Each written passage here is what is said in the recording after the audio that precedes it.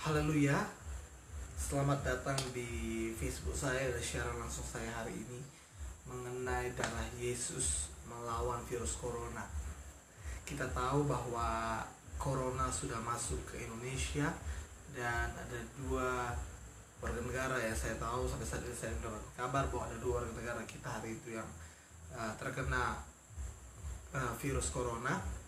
Namun tadi saya juga memposting bahwa darah Yesus, dalam nama Yesus virus corona tidak kena kepada kita. Namun ada satu orang yang mengkritik dan sudah saya hapus karena saya capek berdebat. Saya bisa menjawabnya, tapi saya capek, saya malas berdebat, banyak kerjaan saya. Dan itu sebabnya saya buat video ini agar saudara memahami dengan jelas, agar saudara dapat memahami dengan jelas bagaimana virus corona itu dan darah Yesus, bagaimana kita menggunakan iman kita untuk menghalau virus corona itu. Ya, seperti kita tahu dalam Filipi 2 ayat 9 sampai 11, Filipi 2 ayat 9 sampai 11 saya baca ayat 10. Supaya dalam nama Yesus bertekuk lutut segala yang ada di langit dan yang ada di atas bumi dan yang ada di bawah bumi. Saya percaya corona itu ada di bumi dan itu akan bertekuk lutut di bawah nama Yesus. Saya hamba Tuhan, saya bukanlah seorang dokter, saya hamba Tuhan di sini dan saya katakan nama Yesus di atas nama corona. Nama Yesus di atas segalanya. Itu sebabnya kalau engkau hari ini takut kepada corona, tidak usah takut. Hari ini percaya bahwa Tuhan Yesus mau melindungi engkau. Tuhan Yesus memagari engkau. Tuhan memagari kita sehingga tidak ada satu virus yang bisa mengena kepada kita. Saudara harus percaya, saudara harus punya iman. Namun bukan berarti kita itu tidak menjaga kesehatan kita. Bukan berarti kita itu tidaklah kita tidak membuat pola hidup yang sehat. Bukan seperti itu. Bukan kita jadi suka-suka. No. Kalau misalnya kita disarankan jangan bersalaman, ya oke. Saya tadi dengan anak saya mereka mengatakan di sekolah mereka tidak boleh bersalaman dengan gurunya karena ini adalah peraturan dari pemerintah. Ya, itu adalah salah satu bentuk pola hidup sehat. Ya, dan ada orang-orang bodoh itu mengatakan nggak mungkin Tuhan sendiri yang datang ke bumi. Dengarkan saya baik-baik, Tuhan datang kok di dunia ini. Dia mengatakan tadi tidak mungkin Tuhan sendiri datang ke dunia ini dan dia menolong kita melawan virus corona. Dengarkan, Tuhan datang ke dunia ini melalui Roh Kudusnya. 2000 tahun yang lalu Yesus datang ke dunia ini untuk menebus dosa kita semua dan dia naik ke sorga. Nah, setelah dia naik ke sorga, ia mengutus Roh Kudusnya untuk menolong kita yang hidup di dunia ini. Ya, karena apa? Karena manusia yang hidup di dunia ini juga masih banyak dosa di dunia ini, masih banyak kejahatan, masih banyak hal-hal buruk di dunia ini. Bahkan Tuhan sendiri mengatakan dalam buku Yohanes, engkau mengalami banyak penderitaan di dunia ini. Itu salah satu virus corona. Itu sebabnya Tuhan mengirimkan Roh Kudusnya. Jadi dengarkan, Roh Kudus itu adalah pribadi Tuhan. Roh Kudus itu adalah Tuhan. Roh Kudus itu bukanlah salah satu bentuk roh atau salah satu jenis malaikat. No, Roh Kudus itu betul-betul Tuhan dan dia adalah orang ketiga. I don't know about Tritunggal. Saya tidak tahu banyak mengenai Tritunggal. Mengapa? Karena yang pertama, nggak perlu kita tahu itu. Ya, kalau misalnya saudara berpikir kenapa Bang Willy adalah seorang pendeta yang bukan pendeta, seorang hamba Tuhan yang simple, seorang hamba Tuhan yang cepat sekali menjawab, mengatakan tidak perlu tahu. Karena dalam Ulangan 29 dituliskan bahwa hal-hal yang tersembunyi itu ialah bagi Tuhan dan bagi kita itu adalah hukum Taurat. Bagi kita, artinya firman Tuhan di masa kini, itulah yang harus kita lakukan. Kalau hal-hal yang nggak kita tahu, ngapain kita perlu tahu? Nah, kembali lagi, jadi Tuhan itu memang datang ke dunia ini dalam bentuk Roh Kudus. Ya, dia adalah Roh Kudus yang menjagai kita, dia memagari kita. Ya, bahkan bilur-bilur Yesus menyembuhkan kita. 1 Petrus 2:24 mengatakan, oleh bilur-bilurnya kamu telah sembuh. Itu sebabnya apapun virus yang ada di dunia ini, saudara bisa menang melawan itu semuanya karena saudara punya Yesus, karena saudara mempunyai iman. Bukan berarti saudara tidak menjaga kesehatan. Saudara perlu menjaga kesehatan saudara. Kalau disarankan memakai masker, pakai masker saudara. Kalau misalnya disarankan jangan dulu berjabat tangan, jangan dulu di tempat-tempat keramaian, ya silahkan. Kita harus mempunyai hikmat. Itu artinya kita punya pengetahuan. Ya, mungkin dia berpikir saya itu adalah seorang hamba Tuhan. Bukan hamba Tuhan, saya katakan seorang pelayan yang bodoh, yang PAUD. Tidak. saya orang yang berilmu, saya orang pintar. Walaupun saya bukanlah sarjana teologi, saya bukanlah pendeta, tapi saya juga memiliki dasar-dasar teologi. Walaupun saya mungkin belum menjadi sarjana pendidikan akuntansi, saya juga punya dasar akuntansi. Itu sebabnya kalau orang teologi itu bukan hanya untuk pendeta, teologi itu untuk semua orang. Dan saya percaya medis itu juga untuk semua orang. Pengetahuan yang dasar itu adalah baik untuk semua orang. Itu sebabnya di SD kita belajar banyak ilmu. Supaya apa? Supaya kita bisa mensinkronkannya dengan keadaan kita, dengan profesi kita.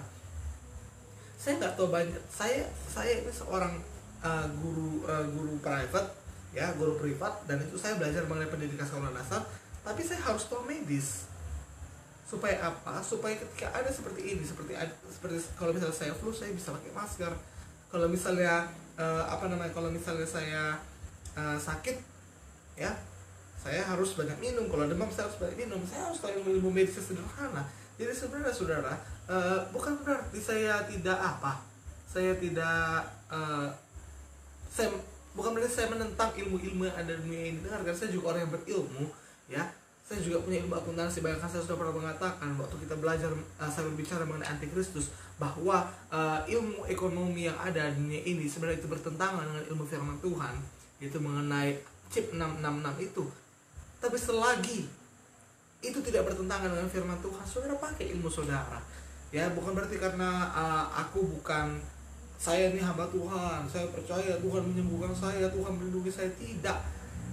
Ya, memang kita harus percaya, tapi bukan berarti kita tuh sepele kepada penyakit. Kita harus tetap menjaga kesehatan kita.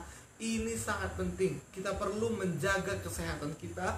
Kita tetap perlu menjaga pola hidup kita. Kita harus tetap menjaga stamina kita, metabolisme tubuh kita, agar kita tidaklah terkena oleh penyakit-penyakit apapun, virus-virus apapun. Dan kadang ketika dunia tidak tahu lagi memberikan jawaban kepada kita, Yesuslah jawabannya. Ingat baik-baik, dalam Yohanes 14 ayat 6 mengatakan, Tuhan Yesus berkata bahwa Ia adalah jalan. Jalan kepada apa? Jalan ke surga, Yesus jalannya. Jalan kepada berkat, Yesus jalannya. Jalan kepada kesembuhan, Yesus jalannya. Itu sebabnya ketika dunia menolak, ketika dunia tidak tahu lagi mau berbuat apa, Yesuslah jawabannya. Ketika dunia tidak mampu memberikan jawaban, ketika dunia tidak mampu memberikan solusi, Yesus memberikan solusi kepada saudara. Ketika dokter mengatakan engkau akan mati, tapi Yesus mengatakan oleh bilur-bilurnya kamu telah sembuh. Ketika laporan keuangan, karena saya orang akuntansi, saya katakan, ketika laporan keuangan perusahaanmu diaudit dan dikatakan itu tidak layak untuk mendapatkan investasi, tidak layak untuk orang menginvestasi kepada perusahaanmu, atau mungkin dikatakan perusahaanmu akan dilikuidasi, perusahaanmu akan bangkrut, perusahaanmu akan menurun. Tapi dengarkan, ada Tuhan Yesus yang mengatakan dalam Alkitab bahwa Ia yang kaya telah menjadi miskin, supaya oleh karena kemiskinannya kita menjadi kaya. Ini bukanlah satu hal yang tolong jangan munafik. Ada banyak orang nggak mau dia cerita berkat. Saya tahu kenapa orang nggak mau cerita berkat, karena hidupnya nggak diberkati. Sederhana. Saya memang masih memiliki pendapatan yang sederhana karena masih 19 tahun, tapi saya bersyukur untuk itu. Dan saya mau cerita berkat. Kenapa? Karena saya tahu saya diberkati. Banyak orang yang mengatakan aku nggak suka berkat. Tolonglah, jangan menjadi orang bodoh. Dan seperti ini, ya. Saya nggak mau mendapatkan kesembuhan dari Tuhan. Saya mau memakai ilmu pengetahuan. Saya dengarkan dalam Yeremia 17 ayat 7, Yeremia 17 ayat 5, terkutuklah orang yang mengandalkan manusia, terkutuklah orang yang mengandalkan kekuatannya sendiri, terkutuklah orang yang mengandalkan kehebatan dirinya sendiri. Itu sebabnya ketika engkau sakit lalu engkau mengandalkan kekuatanmu dan engkau tidak berserah kepada Tuhan, itu salah. Itu salah.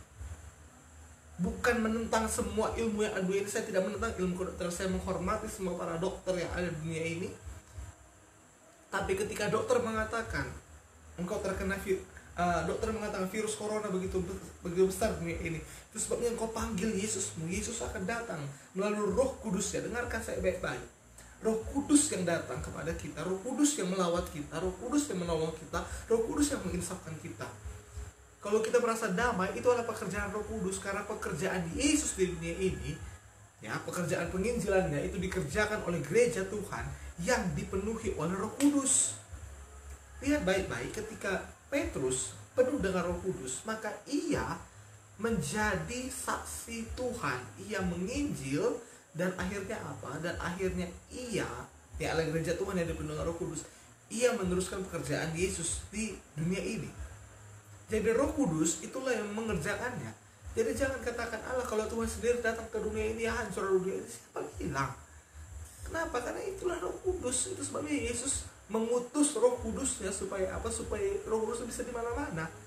Ya, kalau misalnya di Wuhan sudah ada virus corona, lalu Roh Kudus Yesus ke sana dan di Indonesia tidak ada Tuhan Yesus, ya maka kita tidak bisa merasakan apa-apa, kita tidak bisa merasakan keajaiban Tuhan. Tapi ketika Tuhan mencurahkan Roh Kudus, ya, Roh Kudus itu dilambangkan biasa dengan api. Ketika ada lilin yang menyala, lalu ada lilin lain yang boleh nyala dari lilin itu, bukan berarti apinya itu habis dari lilin satu lalu pindah ke lilin dua, enggak, dua-dua menyala. Itulah sebabnya Roh Kudus yang diberikan Tuhan kepada kita, supaya apa? Supaya dia bisa di mana-mana dan kita bisa merasakan semuanya kehadiran Roh Kudus itu. Jadi mengenai virus corona tadi, kita perlu mengandalkan Tuhan. Saya sebagai hamba Tuhan mengatakan, dan kalau memang engkau orang yang bertuhan, tolong dong andalkan Tuhan. Karena apa? Karena letak kepercayaan kita yang tertinggi, biarkanlah itu adalah kepada Tuhan. Itu iman kita, bukan pengetahuan kita. Ketika pengetahuan tidak menjawab, maka kita pakai iman. Ingat baik-baik, ketika pengetahuan tidak menjawab, engkau harus pakai iman. Ketika dokter mengatakan engkau akan mati, tapi engkau harus punya iman, oleh bilur-bilur Yesus aku sembuh. Bukan berarti kita tidak menghormati apa kata dokter, bukan berarti kita tidak menghormati apa kata orang-orang pintar, orang-orang yang berilmu, orang-orang yang intelek dunia ini. Tapi kita harus lebih mengandalkan Tuhan daripada segalanya. Ini penting sekali, karena Yeremia 17 ayat 7 tadi ayat 5 mengatakan terkutuk orang yang mengandalkan manusia, dan ayat 7 dikatakan diberkatilah orang yang mengandalkan Tuhan. Terus kita penting sekali mengandalkan Tuhan. Jadi yang pertama memang kita harus mengandalkan Tuhan, ya, dalam menghadapi virus corona. Kita percaya ada, ya, dalam Mazmur 91 itu mengenai perlindungan Tuhan, di mana Tuhan memagari kita. Ya, tidak ada satupun sampar yang bisa kena kepada kita. Ya, 1000 orang bisa rebah di sisi kiri kita, 10.000 rebah di sebelah kanan kita, tapi itu tidak menimpa kita. Ya, dan yang kedua, kita butuh hikmat. Kita juga perlu berhikmat. Ya, dalam dunia ini kita perlu berhikmat sehingga apa? Sehingga sinkron antara iman kita dengan hikmat. Ya, kenapa saya katakan kita perlu berhikmat? Karena hikmat itu datangnya juga dari Tuhan. Ada hikmat dari setan, tapi hikmat dari Tuhan. Tapi saya percaya hikmat yang baik itu adalah hikmat dari Tuhan, dan Tuhan tidak akan bertentangan dengan hikmatnya. Tuhan kita juga adalah Tuhan yang penuh dengan hikmat. Itu sebabnya engkau perlu berhikmat, engkau perlu berilmu, engkau perlu cerdas. Tolong jadi orang Kristen yang cerdas. Tolong jangan jadi orang Kristen yang munafik. Jangan jadi orang Kristen yang bodoh. Jangan jadi orang Kristen yang pau. Ya, punyailah hikmat dari Tuhan, milikilah hikmat dari Tuhan. Kalau dikatakan jaga kesehatan, silahkan jaga kesehatan. Kalau misalnya dikatakan, ya, kita mengelola pola hidup kita dengan baik, ya silahkan kita lakukan itu semuanya. Dan saya berdoa tidak ada satupun kita yang terkena virus corona. Semoga virus corona ini dihapuskan, dimusnahkan dari seluruh dunia ini dalam nama Yesus. Kiranya firman Tuhan ini bisa memberkati saudara sekalian, dan ini akan saya unggah ke YouTube saya besok. Saudara boleh like, comment, and subscribe. Dan kiranya Tuhan Yesus memberkati kita semuanya dan melindungi kita semuanya. Haleluya.